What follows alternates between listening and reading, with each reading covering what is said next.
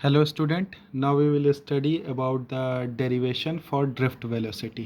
ठीक है, तो ड्रिफ्ट वेलोसिटी के बारे में हम लोगों ने लास्ट वीडियो में देख लिया था। अब यहाँ पर हम लोग उसका डेरिवेशन को फाइंड आउट करेंगे। ठीक है, तो सबसे पहले हमने ये देखा कि ये एक कॉपर वायर है, ठीक है, जिसकी लेंथ जो है वो L है। यहाँ इस कॉपर वायर को हमने किससे कनेक्ट कर दिया? पोटेंशियल से कनेक्ट कर दिया, यानी कि यहाँ पर हमने कोई सेल या कोई बैटरी लगा दिया है। ठीक है, बड़ी लाइन जो है पोटेंशियल की वो क्या रिप्रेजेंट करती है? पॉजिटिव को, और छोटी लाइन क्या रिप्रेजेंट करती है? निगेटिव को।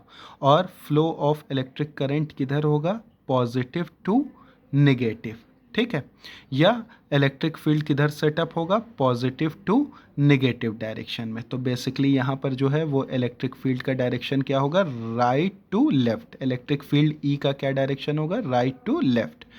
अब ये जो कि ये कॉपर वायर जो है वो एक मेटल है, तो मेटल पे क्या है? बहुत ज़्यादा फ्री इलेक्ट्रॉन होते हैं, और अगर फ्री इलेक्ट्रॉन है तो उसके ऊपर पॉजिटिव आयन भी होंगे। ठीक है, तो ये जो निगेटिव है यहाँ पर, वो निगेटिव ये या ई, ये सब फ्री इलेक्ट्रॉन को रिप्रेजेंट कर रहा है। तो इलेक्ट्रॉन किस डायरेक्शन में मूव करेंगे? वो always electron move opposite to the direction of electric field. Electric field का डायरेक्शन अगर राइट टू लेफ्ट है तो इलेक्ट्रॉन मूव करेंगे लेफ्ट टू राइट। मीन्स जो ड्रिफ्ट वेलोसिटी होगी वी डी का मतलब ड्रिफ्ट वेलोसिटी जो होगी वो किधर होगी? Left to right. क्यों? क्योंकि इलेक्ट्रिक फील्ड किधर है? राइट टू लेफ्ट है, तो drift velocity of free electron किधर होगी? लेफ्ट टू राइट होगी। ठीक है, अब यहाँ पर हम लोग देख लेंगे कि हमको मैग्नीट्यूड पता करना है। Magnitude of acceleration experienced bye A electron of mass m। तो जब हमने यहाँ पर देख सकते हैं कि डायग्राम में जब हमने पोटेंशियल लगाया, तो इस पोटेंशियल को लगाने से यहाँ पर इस वायर में क्या सेटअप हो गया? इलेक्ट्रिक फील्ड सेटअप हो गया, और इलेक्ट्रिक फील्ड सेटअप होने के वजह से यहाँ पर इलेक्ट्रॉन पर एक फोर्स लगेगा। इलेक्ट्रॉन एक्सेलरेट होगा और इस पर एक फोर्स लगेगा, और इस फोर्स के वजह से जो इलेक्ट्रॉन है वो किस डायरेक्शन में मूव करेगा? Opposite to the electric field. ठीक है, तो यहाँ पर हम लोग फॉर्मूला देख लेंगे कि एक्सेलरेशन जो होगा इलेक्ट्रॉन का वो क्या होगा? A equal to F by M. ये किस फार्मूले से आया? F equal to M A फार्मूले से आया। F means force, M means mass, A means acceleration. तो यहाँ पर जो है वो जो मैग्नीट्यूड ऑफ एक्सेलरेशन होगा, जो कि एक्सपीरियंस कौन करेगा? इलेक्ट्रॉन एक्सपीरियंस करेगा। वो एक्सेलरेशन की वैल्यू क्या होगी? यानी कि इलेक्ट्रॉन के ऊपर जो एक्सेलरेशन लगेगा उसकी वैल्यू होगी A equal to F by M. A का मतलब एक्सेलरेशन जो कि इलेक्ट्रॉन, फ्री इलेक्ट्रॉन एक्सपीरियंस कर रहा है, और एफ मीन्स इलेक्ट्रिकल फोर्स जो कि इलेक्ट्रॉन के ऊपर लग रही है, और M means mass of electron. Electron का जो भी मास होगा वो m से रिप्रेजेंट होगा। ठीक है, अब यहाँ पर हम लोग देखेंगे कि f बाई एम की जगह हमने रख दिया Q E upon M. F की जगह हमने क्या रखा? Q E. कौन सा फॉर्मूला यूज हुआ? F equal to Q E. F means force, electric force, और Q means charge, and E means electric field. ठीक है, तो फोर्स की जगह पे हमने क्या रख दिया? क्यू ई। क्यू मीन्स चार्ज, ई means electric field. Next step में हमने क्या किया? एम की जगह एम रखा, ई की जगह ई रखा, बट क्यू की जगह ई रख दिया। क्यों? क्योंकि क्यू और ई दोनों सेम हुए। क्यू मीन्स चार्ज, और मेटल में कौन सा चार्ज होता है जो कि इलेक्ट्रिक करंट को कॉन्स्टिट्यूट करता है? वो होता है फ्री इलेक्ट्रॉन। तो यहाँ पर जो चार्ज है वो क्या है? फ्री इलेक्ट्रॉन है।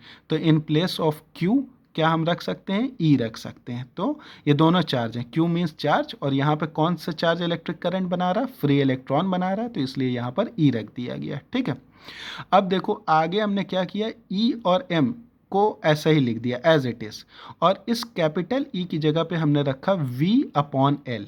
क्यों? क्योंकि v का फॉर्मूला क्या होता है? v equal to E L. V means potential, E means electric field, और एल मीन्स लेंथ। ठीक है, तो यहाँ पर E की वैल्यू क्या हो जाएगी? E equal to V by L हो गया। तो हमने क्या किया कि इस E की जगह पर यहाँ पे क्या रखा? V बाई एल रख दिया। ठीक है, अब हम देखेंगे कि T1 यहाँ पर क्या है? रिलैक्सेशन टाइम है फॉर इलेक्ट्रॉन। तो हम लोग सबसे पहले देख लेंगे कि रिलैक्सेशन टाइम होता क्या है। तो इस डायग्राम में हम लोग ने देखा कि ये मान लो ये फ्री इलेक्ट्रॉन है, ये गया और जाके ये पॉजिटिव आयन से टकरा गया।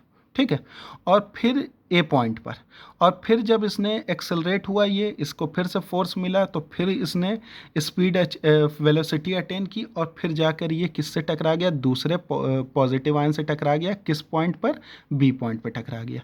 तो एक कोलिजन, पहला कोलिजन जो हुआ वो हुआ ए पॉइंट पर और दूसरा कोलिजन हुआ बी पॉइंट पे। तो इन दो कोलिजन के बीच में जो भी टाइम लगा उसको हम लोग बोलेंगे रिलैक्सेशन टाइम, और वो रिप्रेजेंट होगा टाउ से। ठीक है, ये जो फ्री इलेक्ट्रॉन है इसका पहला कोलिजन ए पॉइंट पर हुआ और दूसरा कोलिजन जो हुआ वो बी पॉइंट पर हुआ। तो ए पॉइंट और बी पॉइंट यानी कि दो कोलिजन के बीच में जो लगने वाला जो टाइम था उस टाइम को हमने बोला रिलैक्सेशन टाइम, और वो किससे रिप्रेजेंट हुआ, टाउ से रिप्रेजेंट हुआ। और इन दो कोलिजन के बीच की जो डिस्टेंस है उसको हमने क्या बोल दिया, मीन फ्री पाथ। क्यों, क्योंकि इस ए और बी इन दोनों के बीच में तो अब कोई कोलिजन नहीं हो रहा है ना, तो ए से बी यानी कि फ्री पाथ है, तो इसको हमने क्या बोल दिया, फ्री पाथ या मीन फ्री पाथ बोल दिया। ठीक है, और इस पहले और दूसरे कोलिजन के बीच में जो भी टाइम लगा उसको हमने बोला रिलैक्सेशन टाइम। ये किससे रिप्रेजेंट होता है, टाउ से रिप्रेजेंट होता है। ठीक है, तो अब हमने क्या किया कि let T1 is the relaxation time for electron. ठीक है, in this time interval electron accelerate and attain velocity 0 to V1। फिर से हम लोग एक बार डायग्राम देख लेंगे कि सपोज मान लो ये फ्री इलेक्ट्रॉन है और इसने ये कोलिजन यहाँ पर किया ए पॉइंट पर, तो जब ये ए पॉइंट पर टकराया तो इसकी वेलोसिटी क्या हो गई, 0 हो गई। सपोज हमने यहाँ से कैलकुलेशन स्टार्ट की तो ए पॉइंट पर जो है हमारी वेलोसिटी इलेक्ट्रॉन की क्या हो गई, 0 हो गई।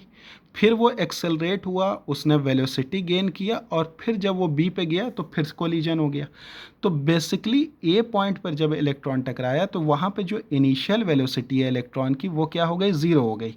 और इसने फिर से एक्सेलरेट हुआ, फिर से इसको फोर्स मिला और फिर से इसने वेलोसिटी एक्वायर की, और बी से जस्ट टकराने के पहले इसकी वेलोसिटी कुछ होगी, अच्छी वैल्यू होगी, तो वो वैल्यू जो है वो V1 से रिप्रेजेंट हो गई। ठीक है, ए पॉइंट पर इलेक्ट्रॉन की जो इनिशियल वेलोसिटी हो गई वो 0 हो गई, और बी पॉइंट से जस्ट पहले इसकी कुछ वेलोसिटी होगी, उस वेलोसिटी को हमने बोला V1। ठीक है, तो यहाँ पर हमने फॉर्मूला देखा इक्वेशन ऑफ मोशन से कि v equal to U plus A T. V means final velocity, U means initial velocity, A means acceleration, T means time interval. तो v की जगह हमने क्या रख दिया, v1 रख दिया। ये कौन सी वेलोसिटी है, b वाला जो कोलिजन हो रहा है उसके जस्ट पहले जो वेलोसिटी है वो v1 है।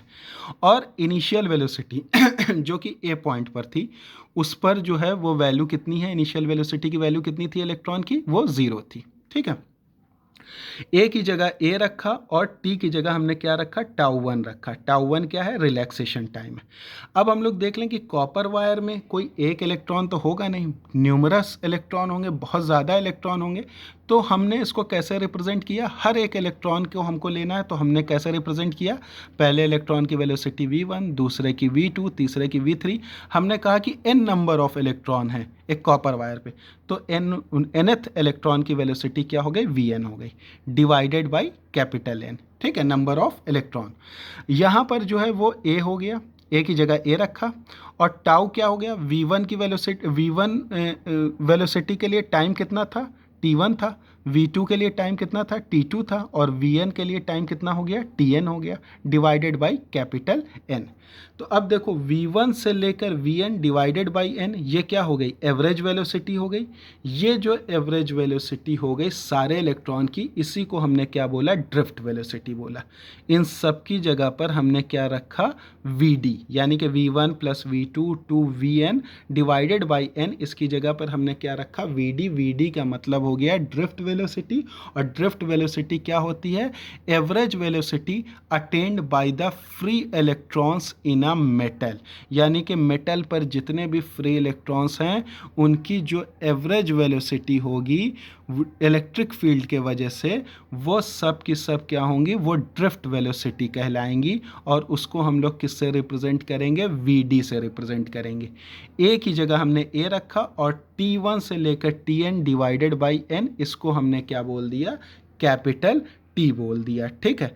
इन सारी वेलोसिटी का एवरेज हो गया वी डी, ए की जगह ए रखा और टाइम का जो एवरेज हुआ उसको हमने बोला कैपिटल टी। तो बेसिकली यहाँ पर हमारा क्या है, ड्रिफ्ट वेलोसिटी का फॉर्मूला आ गया V D equal to A T. V D means drift velocity, A means acceleration and T means the average time period और relaxation time, average relaxation time, ठीक है। तो हमारे पास ड्रिफ्ट वेलोसिटी का क्या फॉर्मूला आ गया, V D equal to A T.